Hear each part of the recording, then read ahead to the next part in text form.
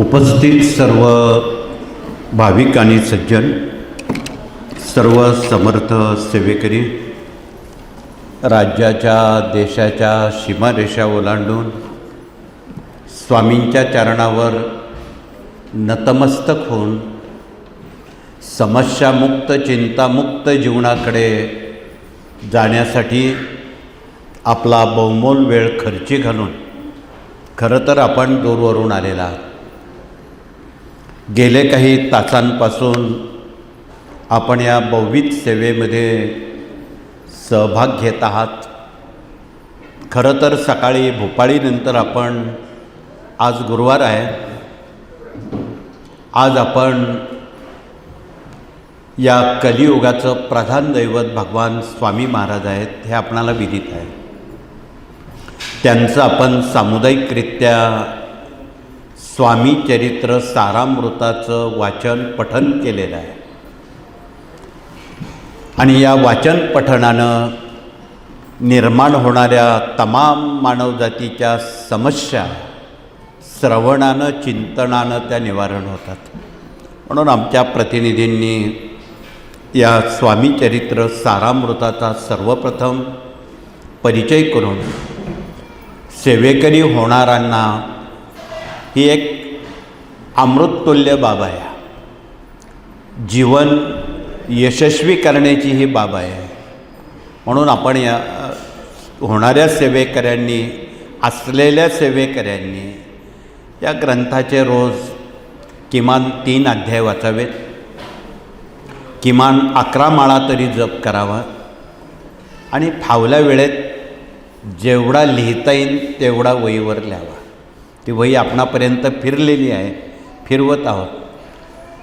येणकेन प्रकारेनं जो कोणी स्वामींचं 12 लक्ष जप करेल, स्वामींनी एक हमी दिलेली आहे. तुम्हाला ज्या समस्या घेऊन तुम्ही आलात किंवा ज्या समस्या आहेत त्या समस्यामुक्त जीवन 12 लक्ष जप केल्यावर तुम्हाला मिळणार आहे. म्हणून आपण ज्यांना जेवढं शक्य लवकरात लवकर शक्य आहे त्यांनी दत्तजयंतीच्या आत केला तरी चालेल. म्हणून आपणाला या गुरुवारच्या निमित्तानं आणि श्रावण मास चालू आहे, तो अर्धा संपत आलेला आहे. उद्या परवा 2 पौर्णिमा येत आहेत. उद्या नारळी पौर्णिमा आहे. दुपारी ती सुरू होते. पूर्व प्रथेनुसार आणि परंपरेनुसार जलदेवतेंची पूजा करण्याची पद्धत आहे. म्हणून मुंबईसारख्या ठिकाणी समुद्र देवतेची पूजा करतात आणि ग्रामीण भारतामध्ये नद्यांची, धरणांची पूजा करतात. 9 ऑगस्टला रक्षाबंधन आहे. बहीण भावाचं पवित्र नातं भविष्यकाळात ते आबादित राहावं, भारतीय संस्कृती तिचं अनन्यसाधारण महत्त्व टिकावं, यासाठी हा एक पूर्व असणारा संस्कार पुढील पिढ्यांपर्यंत आपणाला तो सुपूर्द करून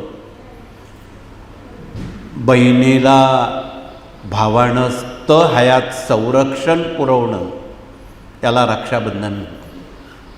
म्हणून या साऱ्या बाबी, या नातेसंबंधातून देशामध्ये भारतीय संस्कृती समृद्ध व्हावी हा त्यामागचा सणावारांचा हा उद्देश आहे.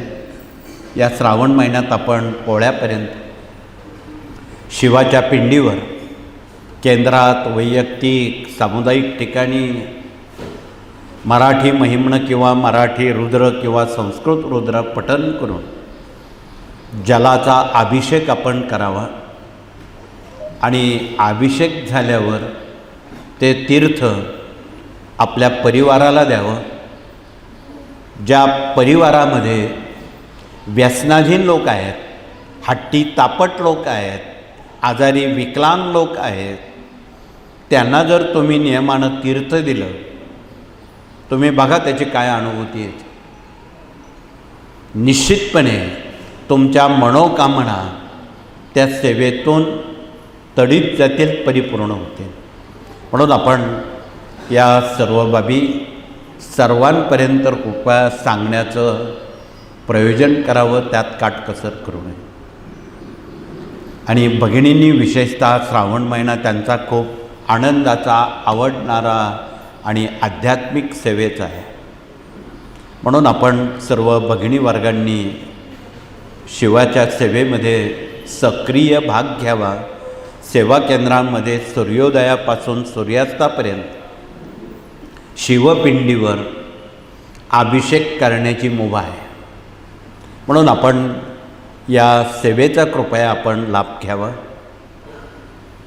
शंकराचा महिना श्रावण महिना संपत नाही तर भाद्रपद गणपतीचा महिना येतो, पितरांचा येतो. त्या काळात पहिल्या 15 दिवसात आपण गणपतीनं लिहिलेलं, व्यासांनी सांगितलेलं भागवत वाचन करणार आहोत. त्यात छोट्या ग्रंथाचाही समावेश आहे, मोठ्या ग्रंथाचाही समावेश आहे. ज्यांना जे शक्य आहे त्यांनी भाद्रपद महिन्यात भागवत ग्रंथाचं मनन चिंतन केल्यास जन्मजन्मांतरीचे शाप, ताप, दैन्य, दुःख, उपद्रव, संकट, मातृदोष, पितृदोष यासारखे अनेक दोष त्या श्रवणानं, वाचनानं, मननानं निवारण होतं. दुसरा पंधरवडा पितरांचा आहे. सेवा पितरांची कशी करावी यामध्ये हा ग्रंथ आमचे प्रतिनिधी आपणाला दाखवत आहेत की कोरोनात गेलेल्या अनेक लोकांची अंत्येष्टी झाली नाही, वर्षश्राद्ध झालं नाही, काही झालेलं न, महालय झालेलं नाही. अशा वेळी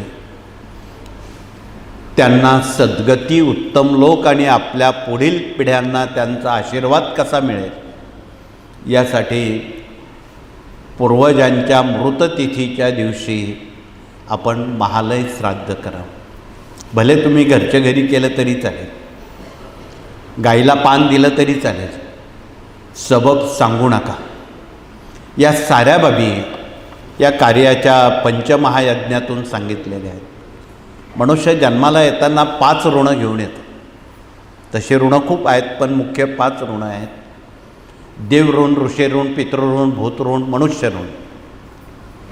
आणि या ऋणमुक्त जीवनातून हा प्रवास जीवनाचा करत असताना रोज 5 कामं करावीत. तथापि आमच्या भगिनी, सेवेकरी असणाऱ्या भगिनी रोज पंचमहायज्ञ करतात. सकाळी स्नान झाल्याबरोबर रद्दी पेपरला तूप लावून पेटवणं, अग्नीला तूप मिळालं, देवयज्ञ झाला. त्यासाठी लाकूड, फाटा, गोवऱ्या सर्वांना शक्य नाही. अग्नीला तूप, देवयज्ञ. दुसरं, स्वयंपाकानंतर भगिनी कावळ्याला घासभर अन्न टाकतात. बऱ्याच वेळा स्वयंपाक करता करता खिडकीजवळ कावळा ओरडून ओरडून हैराण होतो. काही भगिनींना उशिरा कळतं की कोणीतरी पाहुणा येणार आहे. तसं पाहुणा आणि कावळा याचा काही संबंध नाही, परंतु आपले मृत पूर्वज वासाचे भुकेलेले आहेत. म्हणून कावळ्याला घासभर अन्न द्यावं. तेवढंच अन्न गाईला दिवसभरात द्यावं, त्याला ऋषीयज्ञ म्हणतात. चांगल्या व्यक्तीला दिवसभरात अन्नदान करणं त्याला मनुष्ययज्ञ म्हणतात. ते शक्य नसेल, लहान मुलांना गोळी बिस्किट देऊन त्यांचा आत्मा तृप्त करणं त्याला मनुष्ययज्ञ म्हणतात. आणि 5वं, 2 बोटात साखर मावेन एवढी कोपऱ्यात मुंग्यांना घालणं त्याला भूतयज्ञ म्हणतात. म्हणून या साऱ्या बाबी ऋणमुक्त जीवनाकडे जाण्याची ही संकल्पना या कार्याची आहे. तथापि ज्या भगिनी रोज पंचमहायज्ञ करतात त्यांनी हातवरती करावेत. धन्यवाद. परंतु ज्यांना पंचमहायज्ञ करायचा आहे त्यांना तुम्ही समजून सांगा. अनेक प्रश्न अलिखित ते या कृतीनं सुटले जातात. म्हणून त्याला पंचमहायज्ञ म्हणतात. म्हणून आपण अत्यंत साध्या सोप्या प्रक्रियेतून त्या बाबी जगात करू शकतो. आज अमेरिकेत आपले खूप लोक आहेत, परदेशांमध्ये खूप लोक आहेत, मराठी माणसं आहेत, अनेक भाषिक आहेत. ते सारे चुपचाप हे विधी करत असतात. म्हणून आपणही देशवासियांनी यात सहभाग घेऊन आपले नातेसंबंधित दूरवर असतील त्यांना आपण कृपया कळवा. त्यांचंही भलं व्हावं ही कार्याची संकल्पना आहे. असो, आज आपण कार्याच्या अंतरंगाकडे वळताना श्रावण महिना, भाद्रपद महिना, पुढे येणारा दीपावलीचा अश्विन महिना, या काळात आपण जास्तीत जास्त पाठ श्री दुर्गा सप्तशतीचे करणार आहोत. त्याची कारणंही तुम्हाला माहीत आहेत आणि असावीत. खरं तर आपण गेल्या 1.5 दशकापासून 100 कोटी पाठ सप्तशती, स्वामी चरित्र, रुद्र याचा देशासाठी संकल्प केलेला आहे, धर्मासाठी केलेला आहे. देशाला धर्माला तारण्यासाठी भारत मातेचा आशीर्वाद असणं जरुरीचं आहे. म्हणून आपण हे सर्व करत आहोत. त्यात कोणीही मनात शंका, संकोच कृपया ठेवू नये. हे आपण देशासाठी करत आहोत, धर्मासाठी करत आहोत, हे प्रथम सामनेवाल्यांच्या लक्षात आणून द्या. हा काही वैयक्तिक मामला नाही.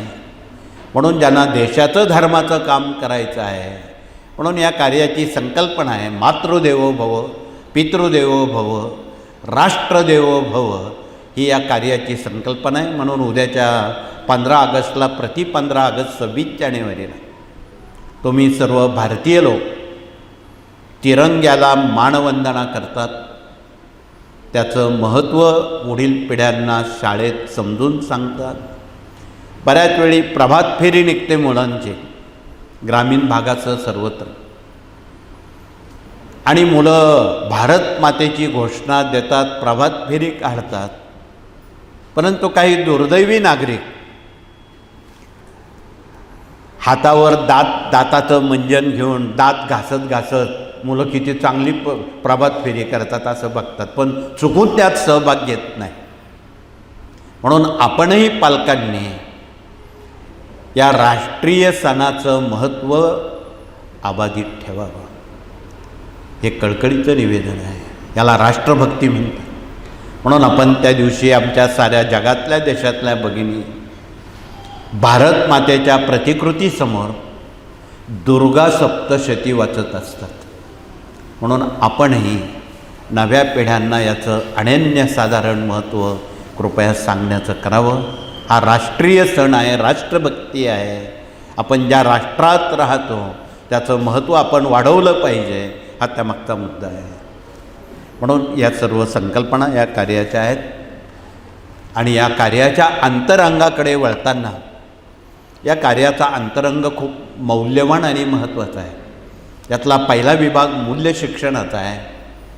आणि या मूल्य शिक्षणामध्ये आज आमचे सर्व गुरुजन प्रतिनिधी, सेवेत सेवानिवृत्त असणारे प्रतिनिधी आलेले आहेत.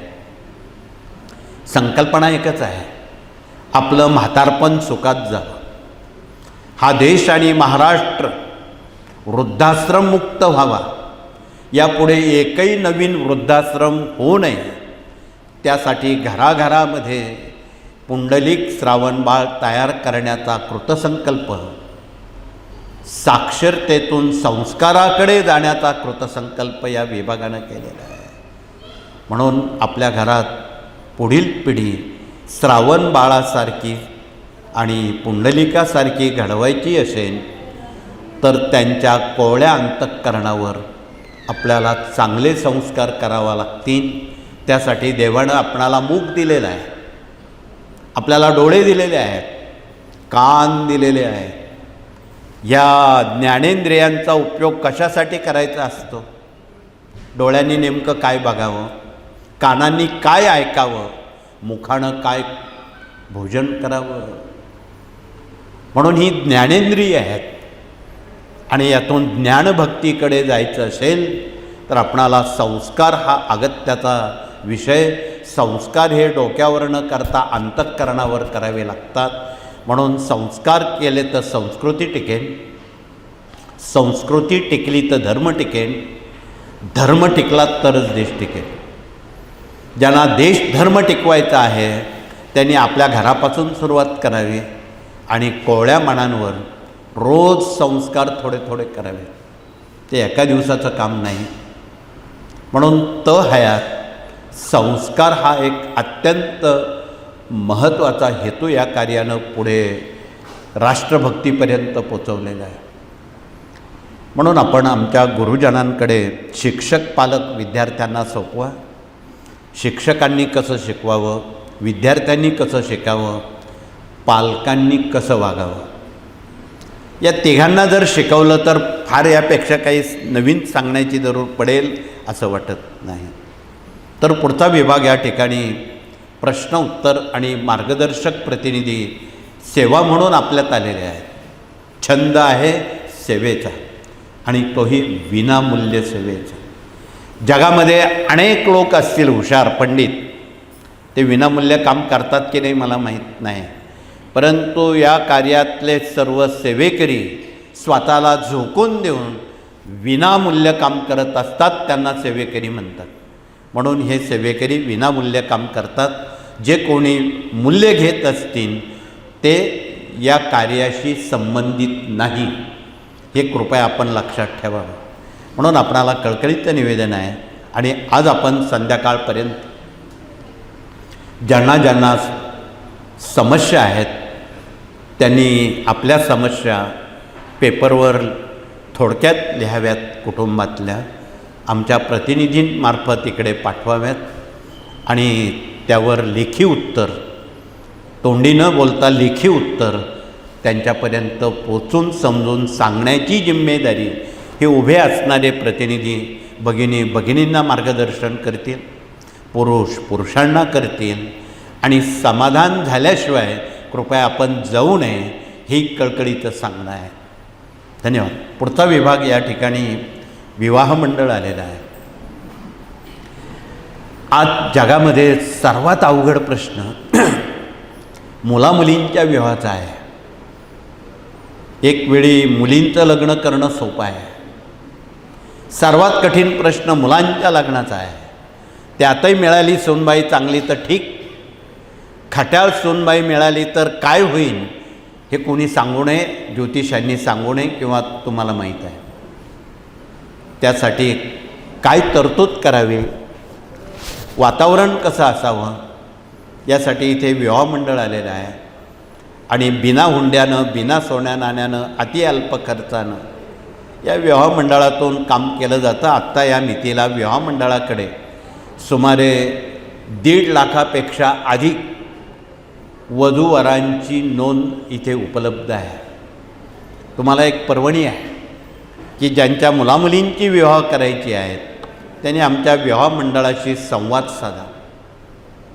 आणि गेल्या 70 वर्षात जेवढी विवाह या कार्यातून मुलामुलींची झाली, आज तगायत एकही घटस्फोट फारकती झालेल्या नाही. म्हणून आपलं जीवित सुखी करायचं असेल तर आपणाला या मार्गानं जाणं योग्य ठरणार आहे. म्हणून आपण आपल्यात असणारे जे काही गुण असतील त्यात रुसवे, फुगवे, मान, सन्मान, अपमान या गोष्टी आजपासून कायमच्या बंद करा. आणि मुलांची लग्न साखरपुड्यात करा, बिना हुंड्यानं करा. एवढं करून चालणार नाही. राष्ट्रहिताकडे वळताना जे आत्महत्या पीडित कुटुंब आहेत त्यांच्या मुलामुलींची लग्न कोण करेल? देशाचं संरक्षण करणारे शहीद जवान आहेत त्यांच्या मुलामुलींची लग्न कोण करेल? ती तुम्हा आम्हाला करायची आहे. असा सामुदायिक जिव्हाळा, सामुदायिक ऐक्य, सामुदायिक बांधिलकी, एकमेकाचा हा जिव्हाळा इथे आपण जे एकत्र आलो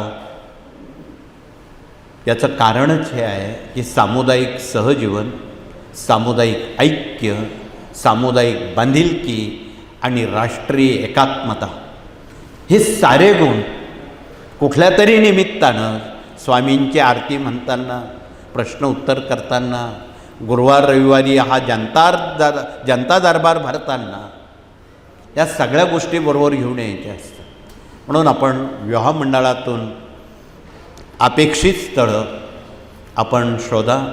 पसंतीनंतर पालकांनी पुढचं पाऊल टाकावं, पण ऋणानुबंधित विवाह करावेत.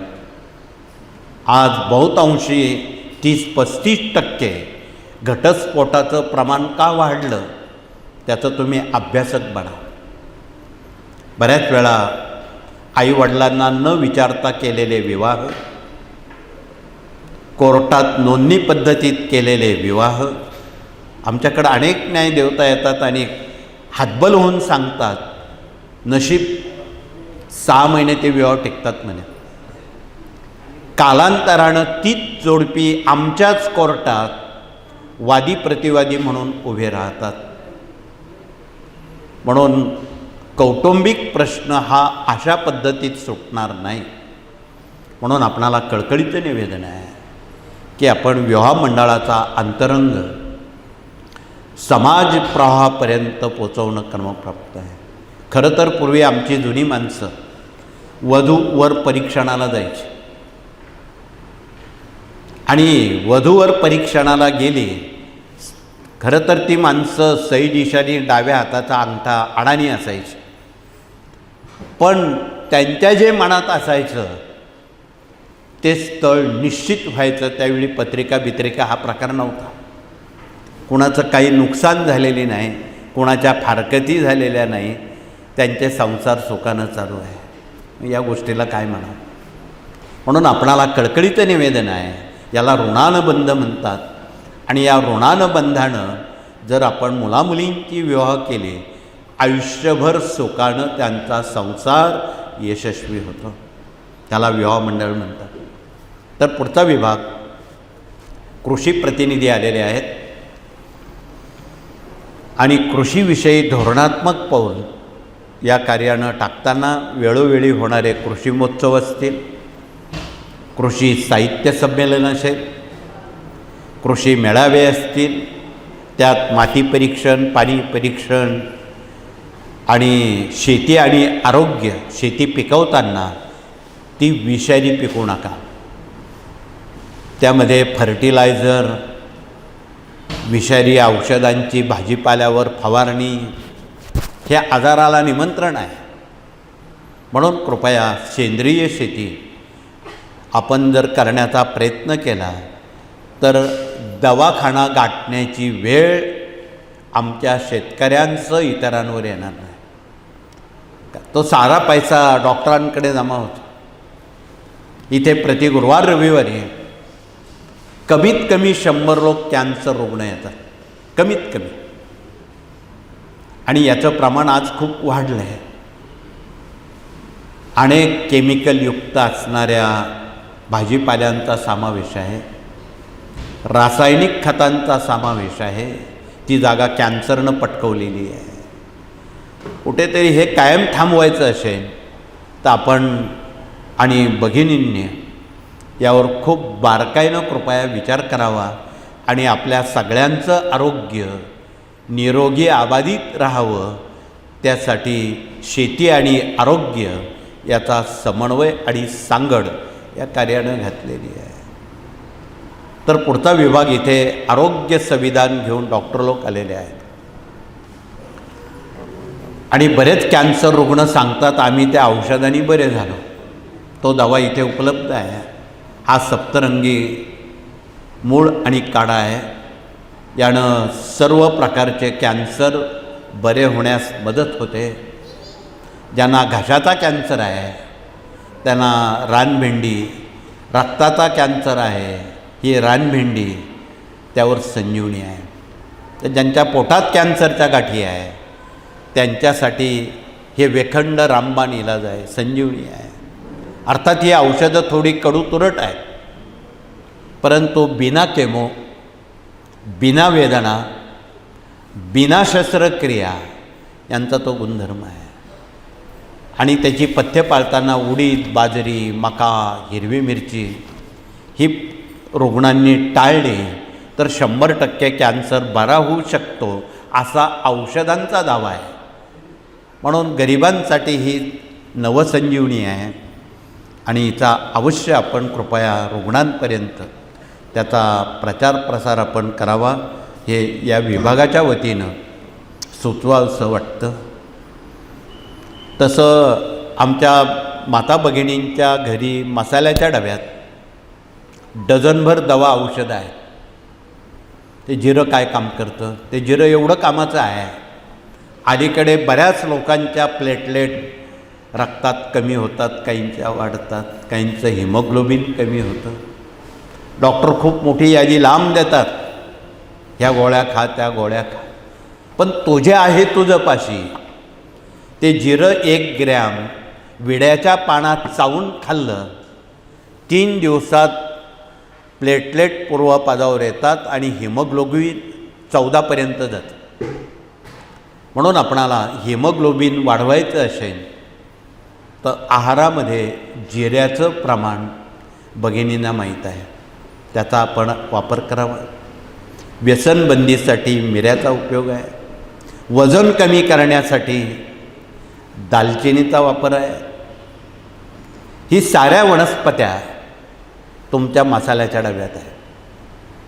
त्या मसाल्याच्या डब्यावर जर थोडं तुम्ही अभ्यासक बनून PhD केलं, मला वाटतं महाराष्ट्रात एवढे जे दवाखाने आहेत त्याचं प्रमाण घटेल आणि प्रत्येकाचं जीवन निरोगी जीवनाकडे वाटचाल सुरू. म्हणून हा संदर्भ कृपया आपण सर्वांपर्यंत, भगिनींपर्यंत कृपया पोचवावा. हे अत्यंत आपण मोलाचं समजावं आणि प्रत्येकाचं आरोग्य निरोगी बनावं हा त्यामागचा हा मौलिक सल्ला आहे. पुढचा विभाग या ठिकाणी वास्तुतज्ञ प्रतिनिधी आलेले आहेत. वास्तू पण अबाधित ठेवण्यासाठी ते खटाटोप करतायत की वास्तूत काय नसावं, काय असावं, वास्तू कशी असावी. प्रत्येकाला ध्यास आहे की आपल्या वास्तूमध्ये निदान डोकं टेकल्यावर 5-6 घंटे झोपता आली पाहिजे. त्याला खरा श्रीमंत म्हटलेलं आहे टिळकांनी. आज जे अतिश्रीमंत माणसं आहेत त्यांना झोपेच्या गोळ्या खाऊन 2-2 वाजेपर्यंत झोपा येत नाही. त्यांना श्रीमंत म्हणू नये. पण मला वाटतं इथं बसलेले सगळ्या भगिनी पुरुष खूप श्रीमंत आहेत. त्यांना डोकं टेकल्यावर 6 तास तरी झोप 5-6 तास आहे. म्हणून ही सारी श्रीमंत मनाची माणसं बसलेली आहेत. म्हणून झोपेची ही व्याख्या आहे आणि त्या अनुषंगानं आपल्या वास्तूत अपेक्षित बदल, अपेक्षित वास्तू कशी असावी याविषयी मोलाचा सल्ला आमचे प्रतिनिधी आपणाशी संबोधित करणार आहेत. त्यात फाटलेले कपडे, अडगळीचं सामान, तुटलेल्या चपला, बंद पडलेली घड्याळं, हे डोक्यावर खूप मोठा कर्जाचा भार वाढवणाऱ्या बाबी आहेत. किचनला बऱ्याच भगिनींनी हौस म्हणून काळ्या रंगाचा कडप्पा बसवलेला. तथापि ज्या भगिनींच्या किचन ओट्याला काळा दगड आहे त्यांनी हात वरती केला तर मला बोलता येईल. त्यांनी हात वरती करावेत. धन्यवाद. घरी गेल्यावर घाबरून जाऊ नका. बाजारातून जाता जाता पांढऱ्या रंगाचा ऑइल पेंट किंवा पिवळ्या रंगाचा ऑइल पेंट नेऊन त्या काळ्या दगडाला पिवळा किंवा पांढरा बनवला, त्या मिनिटाला हा विषय सुटतो, तुमचा मार्ग मोकळा होतो. म्हणून अत्यंत सोप्या साध्या पद्धतीत तोडफोड न करता आपणाला वास्तूपण जोपासायचं असेल तर तोडफोड करू नका. सोप्या साध्या मार्गानं ज्ञानदान 1 ते 4 या ग्रंथानं आपणाला सर्व काही सांगितलेलं आहे. म्हणून त्यासाठी ग्रंथ वाचले तर संत समजतील, संत समजले तर भगवंताकडे जाता येईल. म्हणून ग्रंथ का वाचावेत? म्हणून डोळ्यांचं काम आहे वाचन चांगलं करावं. म्हणून परमेश्वरानं जे आपल्याला डोळे दिलेले आहेत त्याचं हे काम आहे, वाचन चांगलं करावं, चांगल्या गोष्टी जगात बघाव्यात.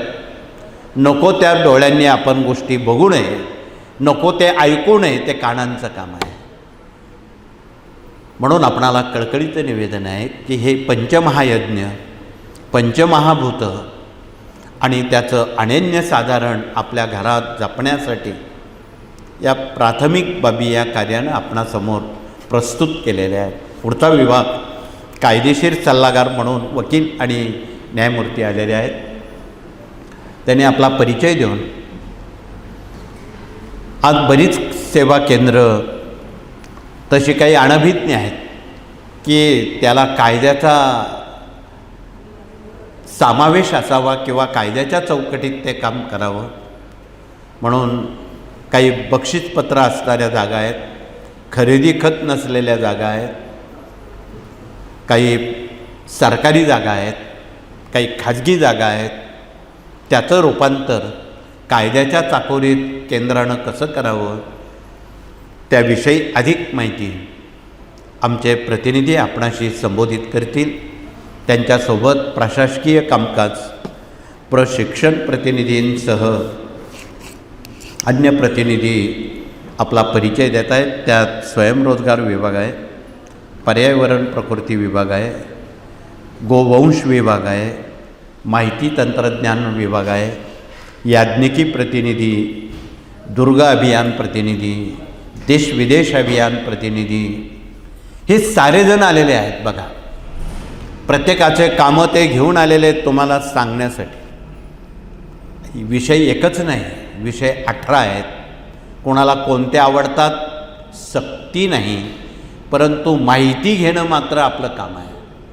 ती प्लॅस्टिकची भांडी अलीकडे कुठपर्यंत पोचलेली आहेत म्हणून त्यात जेवण करणं किंवा त्याचा वापर कमीत कमी करणं म्हणून प्लॅस्टिकवर बंदी आलेली आहे. म्हणून जेवण करताना सुद्धा आपण थाळी कोणती वापरावी हा त्यातला महत्त्वाचा विभाग पर्यावरण प्रकृतीकडून आपण समजून घ्यावा. अन्य विभागांकडून ही सारी माहिती समजून घ्यावी. ज्यांना हस्तशास्त्र, स्वरशास्त्र, संख्याशास्त्र, वास्तुशास्त्र, इतर जी प्राथमिक शास्त्र आहेत ती दिवसभरासाठी हे प्रतिनिधी आपणाशी संबोधित करणार आहेत की पुरुषांनी उजवा हात का बघावा, डावा हात भगिनींचा का बघावा. त्या हातावर काही लिहिलेलं आहे वरच्या तलाट्यांनी, ते आपल्याला वाचता आलं पाहिजे. ते वाचन, ती माहिती या विभागातून ज्ञानदान 4च्या प्रख्यात या ग्रंथातून प्रस्तुत केलेली आहे. त्याची 8 चित्रं दिलेली आहे, 8 आकृत्या दिलेल्या आहेत आणि त्या आकृत्यांवर त्या हातांचा, ठशांचा, रेषांचा समावेश आहे. म्हणून आपण ह्या सर्व बाबी प्रकर्षानं, प्रत्येक बाब खरं तर समजून घेण्याजोगी आहे. इथे याज्ञिकी प्रतिनिधी ध्वज आणि भूकंप यंत्र दाखवत आहेत. देशात रोज कुठे कुठेतरी वादळं, सुनामी, अनेक घटना घडत असतात. अशा वेळी आपण हा ध्वज लावला, मोजून 3 मिनिटात वादळं थांबतात. ज्या ठिकाणी भूकंप होत असेल तिथे भूकंप यंत्र स्थापना मारुती मंदिरात किंवा सार्वजनिक ठिकाणी किंवा सेवा केंद्रात केली, 1 रिश्टरपेक्षा मोठा भूकंप होत नाही. म्हणजे जीवित आणि वित्तहानी थांबवायची असेल तर याचा आपण उपयोग करून बघावा. म्हणून या साऱ्या बाबी देशाला, धर्माला आणि मानवजातीला मार्गदर्शक ठरणाऱ्या आहेत. म्हणून कृपया आपण या सर्व बाबी या कार्याच्या अंतरंगातून जनतेपर्यंत कृपया सहानुभूतीपूर्वक आपण समजून घ्याव्यात आणि सांगाव्यात. ज्यांना ज्ञात नाही त्यांनी हे ज्ञात करून घ्या. खरं तर आम्हालाही रामायण, महाभारतावर, भागवतावर खूप बोलता येईल. समाजात एक प्रश्न आहे की लोक जमले की भागवतातली कथा, रामायणातली, महाभारतातली कथा सांगितली, लोकांना तेवढ्यापुरता आनंद वाटतो. तो बाबा फार चांगलं बोलला. मंडपातून उठून गेल्यानंतर काय होतं ते तुम्हाला माहिती आहे. म्हणून पुराणातली वांगी पुराणात नको, वास्तव स्वरूप जे आहे त्याचं महत्त्व या कार्यातूनच निरपेक्ष मनानं आणि रामायण महाभारतातले जे जीवनादर्श आहेत ते थोडक्यात आपणापर्यंत पोचवण्याचं काम हे 18 विभाग करतात. गीतेला 18 अध्याय आहेत. प्रत्येक अध्यायाचं तत्त्व वेगवेगळं आहे. म्हणून ह्या सगळ्या विभागातून प्रत्येक तत्त्व जनतेपर्यंत पोचावं हा त्यामागचा या कार्याचा निर्धार आहे. आणि शेवटचा विभाग मराठी अस्मिता आणि भारतीय संस्कृती आमच्या माता भगिनींनी या जगात देशात जिवंत नव्हे समृद्ध केलेला विभाग आहे. त्यांनी आपला परिचय करून द्यावा. वर्षभराच्या 12 महिन्यामध्ये उत्सव, सण, व्रत, वैकल्य, कुलधर्म, कुलाचार, देवी, नवरात्र, गोत्र, खंडोबा या साऱ्या बाबी भगिनींनी पुढच्या पिढ्यांना सांगाव्यात, तरच ही संस्कृती टिकून राहील. आणि आपण दर घोषणेला भारत माता की जय म्हणतो. का म्हणत असं? त्याचं कारण भगिनींना विचारा. आमची भारतीय संस्कृती आमच्या माता भगिनींनी आज तगायत जिवंत नव्हे समृद्ध केलेली आहे. मग जगामध्ये अमेरिका माता का म्हणत नाही? लंडन माता का म्हणत नाही? जपान जर्मन माता का म्हणत नाही? भारतालाच का म्हणतात? ते सारं श्रेय आमच्या भारतातल्या माता भगिनींचं आहे. प्रचंड सुशिकता, नम्रता, सदाचार या साऱ्या गोष्टी ही पूर्वसंकल्पना आहे. म्हणून भारतात जन्म घेणं हे सुद्धा परमभाग्याची गोष्ट आहे. भारतात मृत्यू येणं ही सुद्धा सौभाग्याची गोष्ट आहे. आपणाला कदाचित माहीत नसेल, हिमालयाच्या गंगाद्वारमध्ये एक जकार्त्याचा मोठा उद्योगपती आलेला आहे. वय 70 आहे. गेल्या दशकापासून तो पर्णकुटीत राहतो. आणि त्याच्या वाचण्यात आलं की हिंदुस्थानमध्ये जन्म घेणं हे फार भाग्याचं लक्षण आहे. म्हणून त्यानं आपलं सारं काही सोडून गरिबांना पुंजी वाटून थोडीशी पुंजी घेऊन तो गंगाद्वारात राहतो, झोपडीमध्ये. आलेल्या सर्व पर्यटकांना, भारतीयांना, विदेशी लोकांना सांगतो, अरे या देशात जन्म घेणं फार भाग्य. मलाही असं वाटतं माझा मृत्यू भारतात व्हावा म्हणून मी जकार्ता सोडून हिंदुस्थानात आलेलो आहे. तो ग्रस्त आज 70 ओलांडून तिथे आलेल्या पर्यटकांना आपल्या देशाविषयी, आपल्या धर्माविषयी अभिमानानं तो सांगतोय. आणि आपण काय करतो? म्हणून ही संकल्पना, भारतीय संस्कृतीची संकल्पना आमच्या माता भगिनींनी जिवंत ठेवल्यामुळं या देशाला भारत माता म्हणतात. वर्षभरात येणारे सणवार, व्रत, वैकल्य कसे करावेत, कुटुंबियांची व्यसनं बंद कशी करावीत, आज अनेक भगिनी स्वामींना नमस्कार करता करता काही गाऱ्हाणी स्वामींच्या चरणावर सांगणार आहे, काही लेखी स्वरूपात मांडणार आहे. आमचे कुटुंबीय हट्टी आहेत, तापट आहेत, व्यसनाधीन झालेले आहेत. उपचार आहे. इथे शंकराची पिंड रुद्रयंत्र आहे. त्यावर आपण लगातार महिनाभर पाण्याचा अभिषेक करा, महिम्न किंवा रुद्रवच. आणि ते तीर्थ त्यांना चहातून, जेवणातून, पाण्यातून पोटात जाईल अशी काळजी तुम्ही घ्या. महिन्याभरात काय होतं ते बघा. असं परिवर्तन होईल की ती कुटुंबीय, तुमचे सदस्य शाकाहारी आणि निर्व्यसनी होती. देवाकडे मागून मागून काय मागणार आहात आणि काय मागावं हा प्रश्न आहे.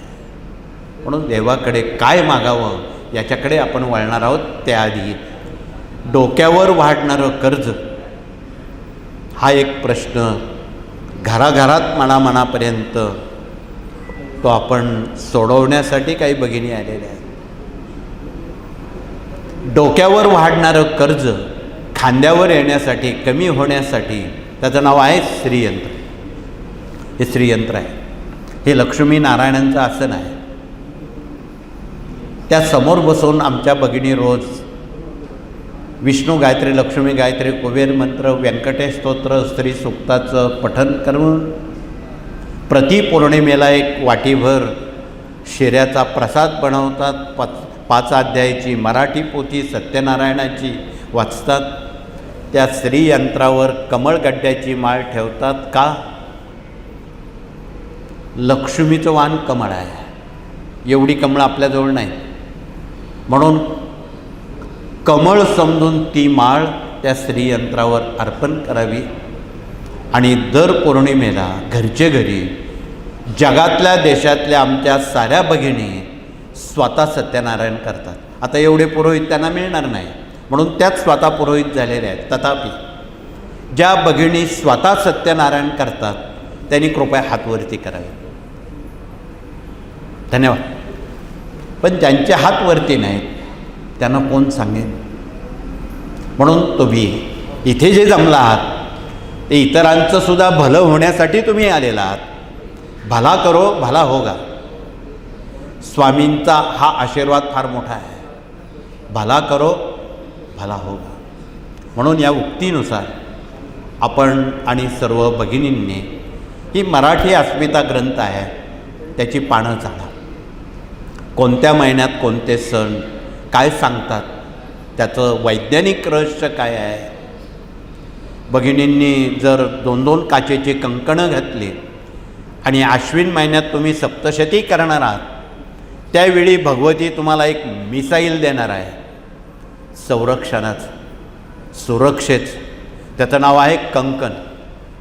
ज्या मुली भगिनी हमेशा काचेची कंकणं वापरतात त्यांच्याजवळ संरक्षण करण्याची हमी स्वतः भगवती घेते. म्हणून आपणाला खूप तपशिलात बोलण्याचं प्रयोजन नाही, परंतु आम भगिनींनी देशातल्या जगातल्या या मिसाईलचा जर वापर केला तर वर्तमानपत्रामध्ये ज्या रोज न ऐकणाऱ्या बातम्या येतात त्या त्वरित थांबतील. हे कळकळीचं निवेदन आहे आणि कोणाची हिंमत होणार नाही वरती मान करून बघण्याची. त्याला हे मिसाईल म्हणतात, कंकण म्हणतात. त्याचा एक विनोदी भाग असा आहे, आज तागायत ग्रामीण भागात आमच्या भगिनी कधीतरी भांडण झालं, भांड्याला भांडं लागलं, करकचून त्या कंकणं मागे घेतात. जशी जशी कंकणं मागे जातात तसं तसं त्या देहामध्ये एक दिव्य शक्ती, ऊर्जा निर्माण होते. अर्थात ती भांडण्यासाठी नाही, ती आरोग्यासाठी, संरक्षणासाठी वापरावी. म्हणून या साऱ्या बाबी वैज्ञानिक धर्तीवर या कार्याने ही 18 मिसाईल विश्वासपूर्वक आपल्याजवळ दिलेली आहे. त्याचा जर वापर प्रामाणिकपणानं आणि पारदर्शकपणानं आपण केला, या देशात प्रचंड सामर्थ्य वाढेल आणि रामराज्याप्रमाणे माणसं माणसासारखी वागतील आणि माणुसकी शास्त्र घराघरात पोचेल, मनामनात पोचेल. म्हणून स्वामींनी मागील शतकामध्ये माणूस नावाची एकच जात आहे, माणुसकी नावाची एकच संस्कृती आहे, तिलाच सेवेकरी म्हणतात. या पार्श्वभूमीवर शेख मोहम्मद असतील, श्रीगोंद्याचे, त्यांचं गुरुपद श्रीगोंद्याला घेतलं. पोलीस खात्यात ते काम करत होते. वो छोड दो. गुलाब महाराज नागपूरचे असतील, ताजुद्दीन महाराज असतील, साईबाबा असतील, गजानन महाराज असतील, शंकर महाराज असतील, जंगली महाराज असतील, हे सारे सपूत शिष्य स्वामींनी 1856-57ला या थोर संतांची गुरुपदं घेऊन हा महाराष्ट्र, हा भारत सुसंस्कृत करण्याचा संकल्प केलेला होता. आणि तेही संत एवढे मोठे, साईबाबा स्वतः स्वामींच्या तसबिरीकडे हात करून म्हणायचे, सबका मालिक एक ही है. महाराज हे सर्वांचे मालक आहेत. तर गजानन महाराज सांगायचे, कणाकणात महाराज बसलेले आहेत, गण गण गणात बोते, कणाकणात परमेश्वर ते बसलेले आहेत. हे पटवून दिलेलं आहे, तपशील न बोलता. वेळेला विराम करून पुनश्च या श्रावण महिन्याच्या आपणा सर्वांना मनापासून शुभेच्छा देऊन पुढील कार्याकडे वळताना आपण हात जोडून प्रार्थना करू. आणि पहिल्या नंबरच्या गेटनं प्रथम भगिनीनंतर पुरुषवर्ग नंबर 2च्या गेटनं येतील. क्षणभर आपण काही वेळ कृपया मौन पाळावं, सहकार्य करावं. घरी जाईपर्यंत काहींनी मौन पकडलं तर फारच छान. घरी जाईपर्यंत तुमच्या समस्या मार्गी लागतील असा आमचा विश्वास ठाम स्वामींवर आहे. म्हणून आपण मौनम सर्वार्थ साधन, मौनाचा दिवसभरात जास्तीत जास्त वापर करा एवढंच कळकळीचं सांगून हात जोडून आपण प्रार्थना करू आणि हे सत्र इथे थांबू. श्री स्वामी समर्थ.